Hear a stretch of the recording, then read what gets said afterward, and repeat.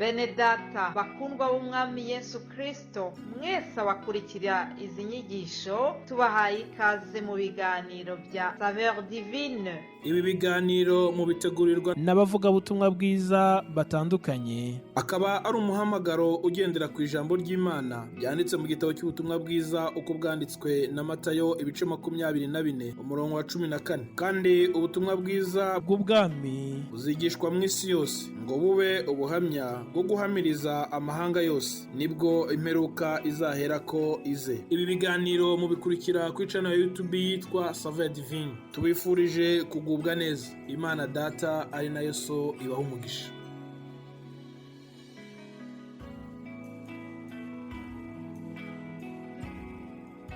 Shalom bene data kandi bakunzi ba Saveur Divine, nkuko bisanzwe muri Saveur Divine muri iki cyumweru muri kumwe na Pasteur Eric.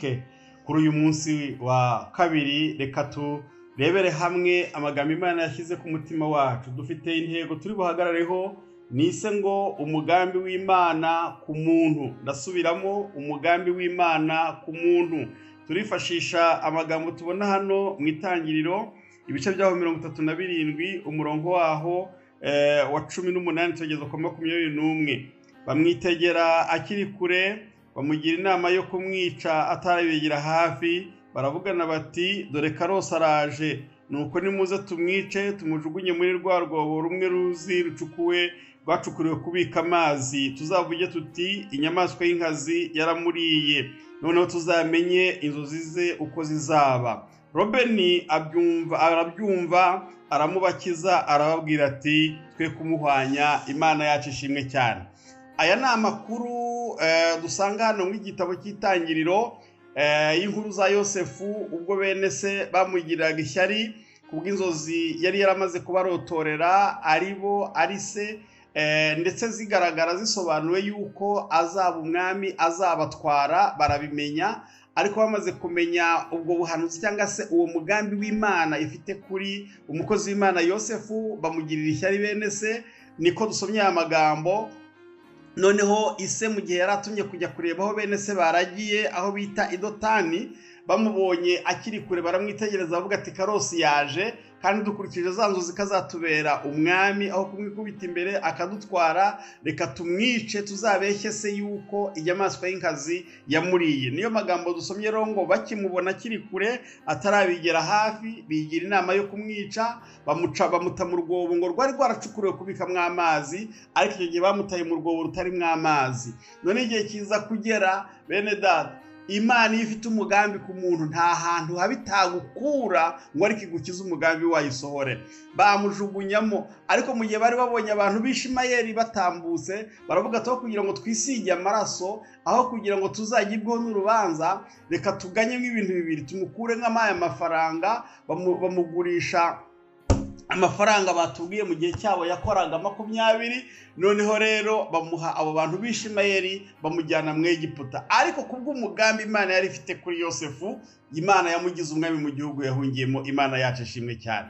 Amagambo mfite muri uyu munsi nayo kugukomeza, nanjye nikomeza nkubwira ngo nta hantu hakomeye Imana itagukura, nta byago bibaho mu isi Imana itagukiza, ariko umugambi wayo namaze gusobanukirwa ko nubwo byaba mu rukuta yacamo, byaba igihugu yacyambukiranya, byaba inyanja yacamo, ariko umugambi gufiteho ugasohora. Imana rero yikureba ntabwo ikubona mu kibazo urimo, kuko yo ntabwo igikureba nk'iyogeza umupira, ahubwo irazikabana nawe muri cya kibazo kugeza ukivuyemo, ikagutabara, ikagukiza. Kandi hari igihe no mu kibazo wita ikibazo cyangwa se ingorane, Imana igidukirizamo. Hari ibintu njya numva bavuga mu Giswahili, mwene data Papa ukoresha Giswahili aratubwira, hari amagambo ngo mipango mibaya ya shetani inasaidia gutimisha mashauri ya Mungu. Ngereranije mu Kirundi cyangwa mu Kinyarwanda, haravuga ngo hari igihe imigambi mibi ya Satani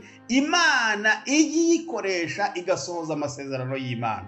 Impamvu mbivuze ni iyi: hari abantu Imana yafatiye mu burwayi bahagakiza, hari abantu Imana yateje ubusinzi, ubusambanyi n'ubujura na bya bibi byose, ariko ingorane bahuriranyemo nazo mu ibyo byaha byabo Imana ibafatiramo ibahagakiza. Hari abantu bakiriye agakiza mu nzu z'imbohe, mu mpimba cyangwa muri za gereza nk'uko tubyita, ariko kubera umubabaro bafitemo Imana irabakiza. Bene data, ingorane zose wacamo, iyo Imana hari ikintu yakuvuzeho, ubyemeranya nayo ko hari ikintu yakuvuzeho, iragutabara byanze bikunze, iragukiza kandi igera ku mugambi w'icyo yagambiriye kukugezaho. Reka mbahe akantu gato kanejeje kubwo umugambi w'Imana natangariye.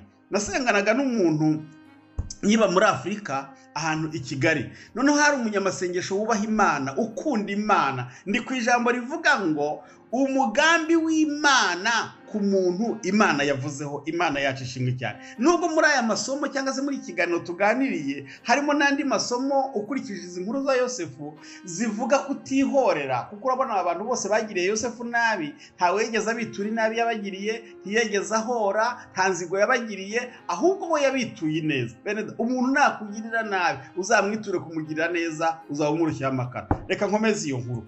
Uwo muntu w'Imana ndamuzi neza, yubahaga Imana, asenga Imana, yirinda ku gato no ku kanini. Ariko bene data, nk'umuntu umufitiye ubuhamya, reka mbabwire, yari afite amasezerano y'Imana. Imana yacu ishimwe cyane.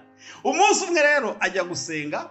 Kubera iki? Nk'umugabo wese cyangwa nk'undi muntu wese ukunda iterambere ry'urugo rwe, yashatse uburyo ki yateza urugo rwe imbere. Aragiye afata kredi muri banki. Amaze gufata kredi, abona iri kunguka amafaranga menshi kuko yarageze igihe atari kubona ubwishyu neza. Nk'umunyamasengesho aravuga ngo ubwo nagiye kuyifata narabibwiwe n'Imana, ngomba gusubiraho nabibwiriwe nkayibaza uko nabigenza. Aragenda arapfukama arasenga ati Imana, njya gufata iyi kredi nari nagusenze kandi umprometa yuko uzangirira neza, kandi ntabwo nari kubikora ntakubajije. None mpuye n'ingorane, mbuze ubwishyu kandi amafaranga arimo ari multiplier uko bwije nuko bukeye, ndabigenza gute? Ijwi riruruka. Haleluya bene data. Ndi ku ijambo rivuga ngo umugambi w'Imana ku muntu w'Imana.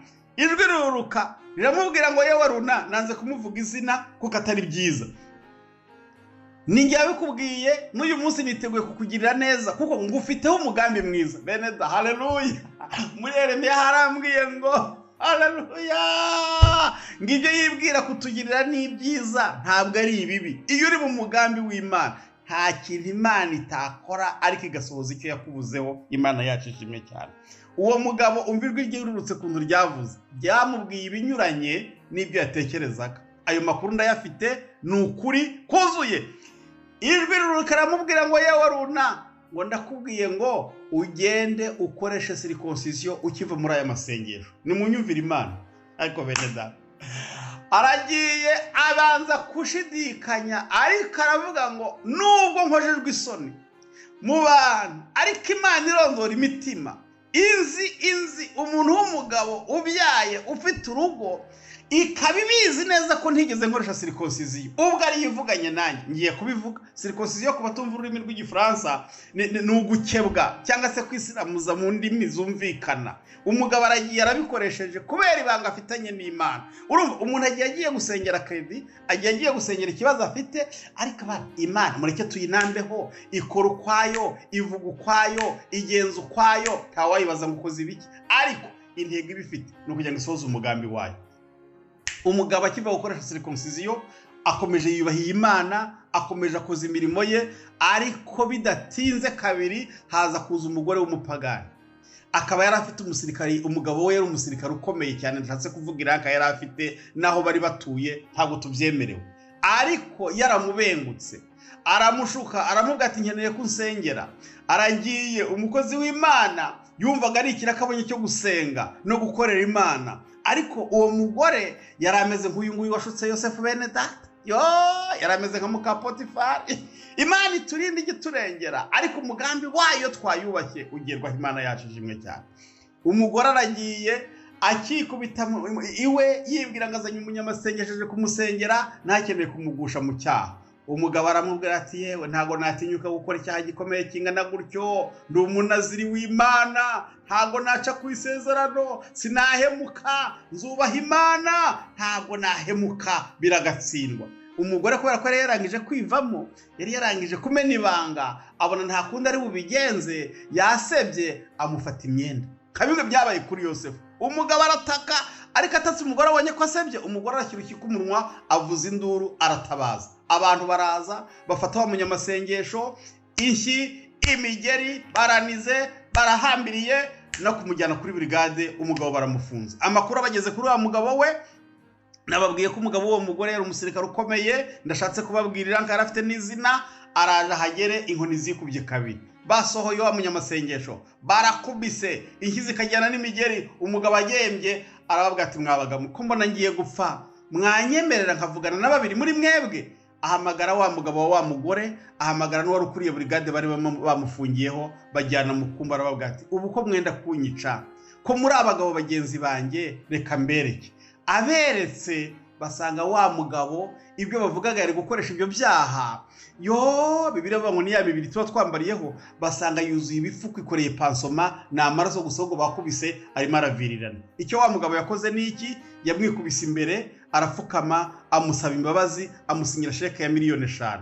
Imana ibisoje wa mugambi, yishyura wa mwenda wa banki yari afite wa $2,000,000, imuha n'igishoro cya $3,000,000. Ndangije mbabwira ngo imigambi y'Imana nta handi itanyura, ariko igasohoza icyo Imana yavuganye natwe. Bene data, ingorane zose waba urimo, ikibazo cyose waba ufite, Imana ifa kuba yarakuvuze ikintu cyiza. Umugambi w'Imana nta cyawubuza gusohora ku buzima bwawe. Mana yacu, abantu bumvisha aya magambo baba bari mu ngorane zimeze gute, ibyago baba barimo, ingorane baba barimo, Mana ubabere igisubizo kandi usoze ibyo wavuze ku mugambi wabo, mu izina rya Yesu Kristo umwami wacu. Amen.